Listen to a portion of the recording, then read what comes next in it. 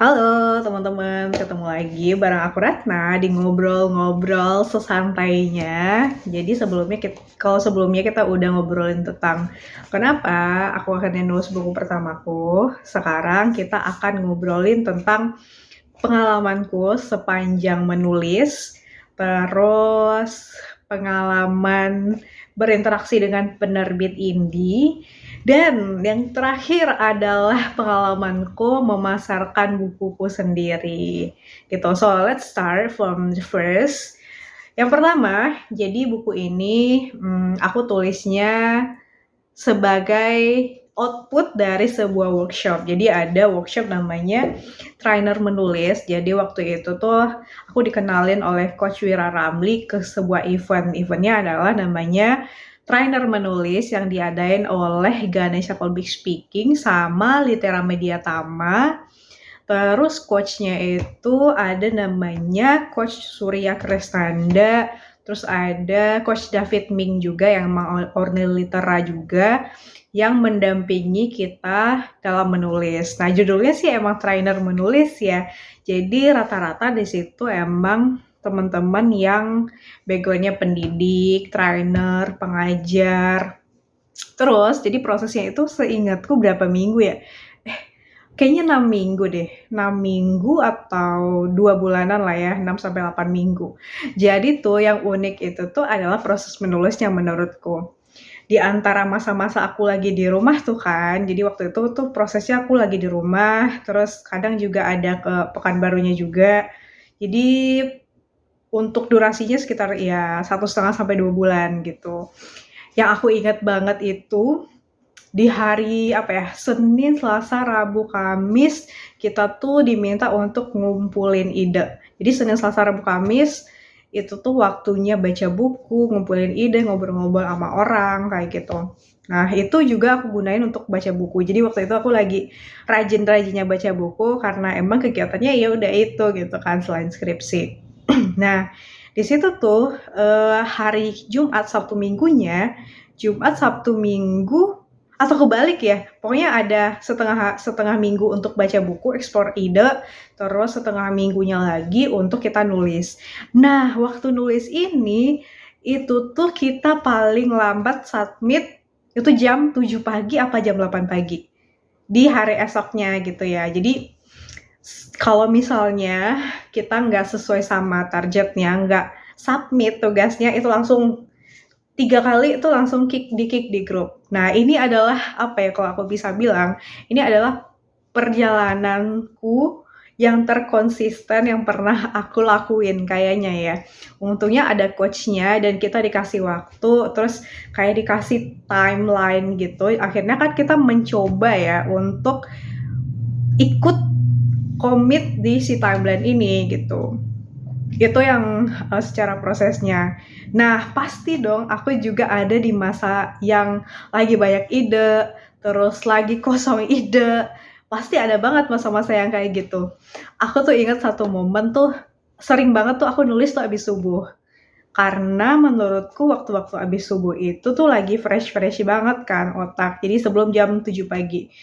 Ada satu momen di mana kayak menit-menit terakhir itu wah 658, 659 tuh kayak baru mencet kirim gitu. Ada momen yang kayak gitu. Terus ada momen juga yang misalnya nih pas lagi nggak sholat terus kan tidurnya bablas ya. Terus ibu aku bilang, ayo ayo bangun bangun, jadi mau nulis buku nggak? Kata ibu aku kayak gitu. Maksudnya apa ya, kadang ada juga masa di mana kita tuh bener-bener kayak sudahlah aku tidak ingin melanjutkan perjalanan ini nih, pasti ada kayak gitu juga. Tapi lagi-lagi, syukurnya aku waktu itu adalah kan aku abis drop kayak gitu, terus aku ngerasa aku nggak kemana-mana. Orang-orang udah kemana-mana, terus aku di sini-sini aja, belum punya apa-apa, belum punya karya, orang udah kemana-mana, aku belum ngapa-ngapain kayak gitu. Nah, itu tuh yang bikin aku apa ya, energi itu dari situ. Ending goals-nya yang aku pengen adalah aku pengen buku ini tuh terbit, dan ketika buku ini terbit ini tuh aku bisa apa ya, pembuktian ke diri sendiri kali ya. Jadi waktu itu pembuktian ke diri sendiri bahwa aku bisa loh gitu ngehasilkan sesuatu gitu. Oh ada sih momen sedihnya. Jadi kan pas, enggak deh aku ceritain nanti pas marketinginnya lah ya, tapi aku spill dulu lah. Jadi waktu aku introin tulisanku pas ya mau promosi-promosi gitu, terus aku ke WhatsApp kan. Terus ada salah seorang teman yang satu organisasi aku bareng aku di BEM universitas, terus dia bilang kayak gini, aku nggak tahu ya apakah dia emang orangnya kayak gitu, kayaknya sih mungkin kali ya karena dia anaknya keras. Terus dia bilang kayak gini, tulisan-tulisan kayak gini mah susah orang bacanya. Terus kayak ya nggak bakal adalah orang yang baca kayak gitu. Secara singkatnya kayak gitu. Tapi tuh menurut aku sih menyakitkan ya karena aku lagi belajar menulis nih. Terus yang aku tulis dulu adalah self improvement kayak gitu. Ya emang sih kayak gitu doang sebenarnya.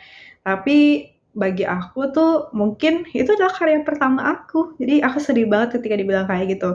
Ya udah deh, karena aku tahu ya udah kita nggak align aja. Mungkin bagi dia itu ya pasti ini gitu. Cuman bagi aku pribadi menurut aku itu adalah journey aku. Jadi akhirnya aku blok. Jadi segampang itu ya kita ngeblok orang yang ya kalau misalnya emang udah nggak apa ya nggak align aja terus dia men-trigger sesuatu di diri kita, ya lebih baik kita diamkan saja ya, gitu. Oke, nextnya, terus kan udah proses menulis tuh selama 2 bulan. Terus 1,5 sampai 2 bulan. Akhirnya kita masuk di tahap kirim naskah dong, kirim naskah full, terus udah oke. Nah muncul lagi nih masalahnya di sini. Nah ini nih, karena kita adalah penerbit indie, jadi untuk biaya apa sih namanya penerbitan ya, biaya penerbitan, kos penerbitan itu kan ditanggung oleh penulis. Kan saya tidak punya apa ya sebagai mahasiswa tidak punya tabungan ya, tidak punya tabungan, terus nggak punya uang lah intinya kayak gitu. Terus syukurnya ada sih, oh ya aku ada sedikit banget tabungan ada. Terus aku akhirnya minjam ke ibuku, setengah dari DP-nya itu aku minjam ke ayahku. Jadi waktu itu kita nerbitin buku tuh 13 juta untuk 100 eksemplar. Dan itu tuh udah revisi konten sama revisi wordingnya, terus udah ilustrasi. Jadi totalnya sekitar 13.500.000-an gitu. Jadi setengahnya itu tuh dari ayahku. Jadi aku kayak ayahku punya tabungan, jadi kayak tujuh setengahan tuh aku minjem ke ayahku. Terima kasih bapak. Terus setengahnya lagi aku pakai tabunganku sedikit karena emang sedikit tabunganku. Terus aku menggadaikan laptopku ke ibuku. Akhirnya tertutupilah 13,5 juta itu jadi. Ya terima kasih kepada ayah dan ibuku gitu ya. Jadi tuh waktu itu kalau selanjutnya tuh adalah proses percetakan dong, percetakan, bla ngedesain, terus kita ngobrol sama apa ya. Oh ini momen yang penting juga tuh pas kita udah dikasih tahu, udah ada nih beberapa desainnya kan, udah ada beberapa desainnya, terus kayak kita diminta pilih desainnya mau kayak gimana, terus aku share di Instagram kan. Itu tuh momen-momen yang menurut aku wah ternyata teman-teman tuh pada antusias juga ya gitu. Terus akhirnya terpilihlah cover buku yang ini, yang putih ini, kayak gitu. Terus banyak banget sih teman-teman juga yang komen. Aku senang banget karena ternyata orang-orang di sekitar tuh ada yang, maksudnya meskipun ada yang nggak suka juga, ya nggak apa-apa, tapi ada yang support juga gitu. Terus selanjutnya apalagi ya prosesnya ya. Oh iya, bukunya itu aku sekaligus marketingin sih. Jadi konten-konten buat marketingin itu tuh ada sih sedikit disediain sama si penerbitnya. Sisanya itu kan kita berpikir ya, kita bikin tulisan di WhatsApp story, terus kita bikin posting di IG, kita bikin Insta story. Akhirnya lumayan juga teman-teman yang PO, entah itu teman-teman kuliah, junior di SMA dulu, terus junior yang di kuliah juga, terus ada dosen juga, ada orang-orang yang aku kenal, terus atau misalnya tiba-tiba kayak ketemu aja di Instagram terus dia mau pesan kayak gitu tuh ada juga gitu. Jadi itu bener-bener marketing yang aku ngerjain banget sendiri gitu. Itu tuh 100 buku tuh ya. Jadi untuk modal PO-nya itu, oh aku ingat ada satu lagi modal PO. Ibuku juga pesan PO beberapa, kayak tujuan buku entah berapa buku yang ibuku bagi-bagiin juga ke orang. Tapi uangnya dulu-duluin kayak gitu. Jadi sistemnya ada PO juga. Terus uang PO itu aku juga kasih buat si apa sih namanya penerbit juga kan. Gitu. Gitu deh. Terus udah proses apa sih percetakan, oh belum. Biasanya kan kita revisi draft dan lain-lain. Terus pasti aku apa ya untuk buku sebelum buku cetak tuh kan kita minta testimoni orang-orang sekitar ya. Terus aku kirim itu ke ada sepupuku, terus ada juniorku juga di kuliah dan di SMA, dan ada temen dari temenku. Terus ya udah akhirnya ada testimoninya terus kita naik cetakan. Nah, ini nih, mulai nih. Aku excited banget ngerjain ini. Jadi, bukunya itu tuh dikirim dari Malang, dari penerbit, sekardus besar. Terus, waktu itu rasanya dikirim ke Pekanbaru. Aku kan di Pekanbaru waktu itu ya. Hari dimana paket itu aku terima, kayaknya aku bawanya itu pakai motor deh sama temenku. Jadi kita bawa ke kosan, tapi aku seneng banget waktu itu. Nah, mulai dong. Pas tiba bukunya, aku bungkusin satu-satu nih pakai kertas kayak apa ya, kayak kertas coklat gitu. Terus aku bikinin kayak potongan gift gitu, makasih udah memilih ini untuk jadi teman kamu, intinya kayak gitu. Terus aku juga apa ya, kayak nulis, ada kertas hitam gitu, emang tulisan basah banget yang itu dari aku dan aku specialize buat temanku gitu. Orang-orang yang pesan aku kira-kira dia butuh dikasih apa ya, atau kayaknya dia seneng apa ya, udah aku tulis. Terus kita ikat pakai apa sih, pakai pita. Terus ada tali yang kayak akar-akar gitu, itu kita lipet juga pakai itu. Terus kalau misalnya dia yang deket kita antar, aku antar. Terus kalau misalnya agak jauh, nah itu tuh kita paketin gitu sih. Yang ngebantu aku ngebungkus-bungkus ini karena si teman aku ini bungkusannya bagus, jadi dia rapi, anaknya dia yang bungkusin, aku yang nulis-nulis. Itu tuh bener kayak wah gini ya rasanya ngasih karya kita ke orang yang udah berkenan adopsi kayak gitu. Itu seneng banget, excited banget, tapi takut juga di satu sisi. Takutnya lebih ke nanti nggak sesuai ekspektasi mereka gimana ya, terus kayak apakah mereka akan berpikir gini doang gitu ya. Aku nggak tahu ya apa yang mereka lakuin, tapi mungkin ya aku ngerasanya sesimpel mereka beli itu mereka support aku berkarya banget gitu. Jadi sejak saat itu kalau misalnya ada temenku yang emang lagi nulis buku, entah itu nulis buku pertama atau kesekian, aku biasanya akan usahain buat beli gitu. Karena bisa jadi dia udah nyurahin effort usahanya itu mati-matian di situ gitu. Terus udah kirim, terus itu kayaknya 2020 ya, 2020 Desember tuh kan aku mulai kerja. Nah, aku salutnya itu di tempat kerjaku CEO-nya tuh mau pesen, terus ada leader aku juga yang mau pesen. Aku terharu karena mereka mungkin mereka juga nggak baca ya, tapi at least tuh aku ngerasa diapresiasi karena mereka notice kalau ada nih tim kita yang yang udah nulis buku kayak gitu. Gitu sih. Terus sering berjalannya waktu, ya pastilah ya biaya kos produksinya itu. Ya aku nyicil ke ayah aku, ke ibu aku, jadi alhamdulillah lunas. Terus dulu aku mikir kalau misalnya ya uang sebesar itu ya besar banget sih, besar banget bagi aku dan sekarang juga masih sebesar itu kan. Terus waktu itu motivasi aku cuman gini, kalau misalnya aku nggak nyelesain ini sekarang, nggak memperjuangkan ini sekarang, aku nggak mau nanti suatu hari aku menyesal karena tidak memperjuangkannya. So, sekarang aku bersyukur aku mau waktu itu memperjuangkannya, menulisnya, mempromosiinnya, terus ya nggak apa-apa akhirnya kan melunasi utangku ke ayah dan ibuku juga kayak gitu. So, alhamdulillah gitu. Meskipun sekarang kalau misalnya aku lihat lagi bukunya terus aku baca, ini apaan? Ketawa aku waktu itu nulis itu gitu. Ya, tapi nggak apa-apa. At least aku punya satu memori tentang gimana aku down waktu itu, terus gimana akhirnya aku dealing with itu, kayak gitu. Nah, apa lagi ya? Apa sih yang aku dapat gitu? Aku coba recap apa yang aku dapat dari proses aku menulis itu. Yang pertama, ya nerbitin buku itu tuh nggak gampang. Penulis yang mungkin nulis pertama, kedua, ketiga tuh mereka juga se-struggling itu untuk melahirkan tulisan.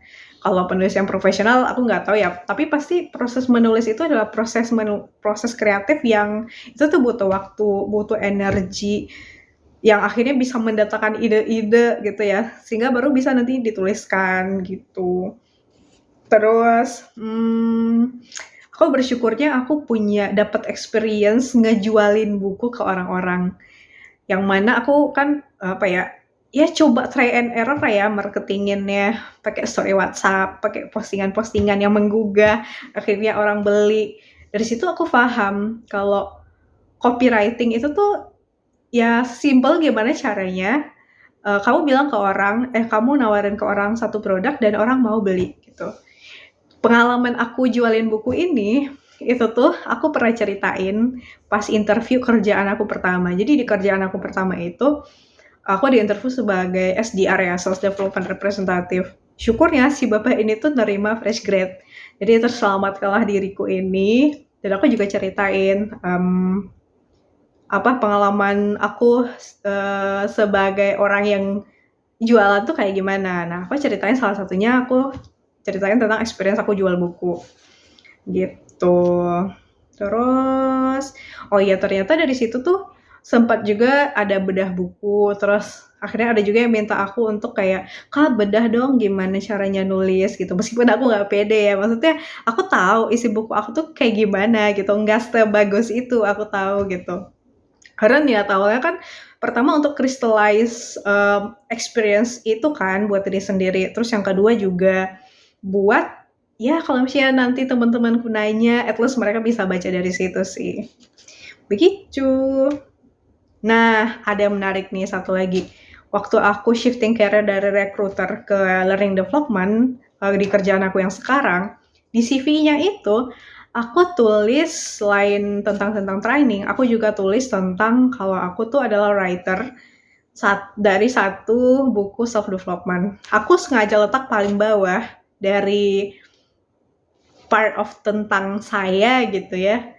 Ternyata tuh dari rekruternya, yang beliau tuh adalah lead aku sekarang, dia ketika interview itu nanya ke aku, itu tuh kamu tuh nulisnya kayak gimana, prosesnya kayak gimana, apa yang kamu tulis gitu. Ternyata mereka itu tuh lagi nyari learning and development yang mungkin juga bisa berperan sebagai employer branding. Nah, dapet tuh kayaknya di situ deh. Aku kan learning development aku baru banget ya. Maksudnya zero banget ya. Aku juga bilang ke mereka kalau aku tuh zero banget di learning development meskipun ada experience aku sebagai trainer. Maksudnya ikut sesi training sebagai fasilitator dan lain-lain. Ternyata tuh dari experience aku menulis itu tuh ngejual buku, aku bisa masukin info itu ketika aku apply sebagai sales development. Dan ternyata pas di e-learning development tuh juga kemampuan menulis tuh ternyata dilihat juga. Akhirnya setelah masuk di kerjaan yang sekarang, aku juga selain learning development, aku juga pegang employer branding. Jadi di awal-awal, kayak di setahun awal itu tuh kita emang banyak banget nulis gitu. Terus apa lagi ya? Itu sih, jadi aku ngerasa sebagai closing statement ya, untuk apapun hal-hal yang kayaknya itu tuh mungkin sekarang menurut kita tuh belum berguna gitu ya, tapi itu somehow kita ngerasa kayaknya nih oke nih kalau diperjuangkan, kayaknya oke nih kalau misalnya kita coba terus kayak gitu. Bisa jadi suatu hari kita kan pilihannya ada dua ya. Kita nyesal karena nggak pernah ngelakuinnya, atau nyesal karena ya udah kita tahu aja caranya kayak gimana, kesalahan yang kita lakukan waktu itu apa. Dan aku nggak pengen aku nyesal untuk satu hal yang baik, sesuatu hal yang worth it untuk diupayakan. Aku nyesal karena aku nggak melakukannya. Bye bye.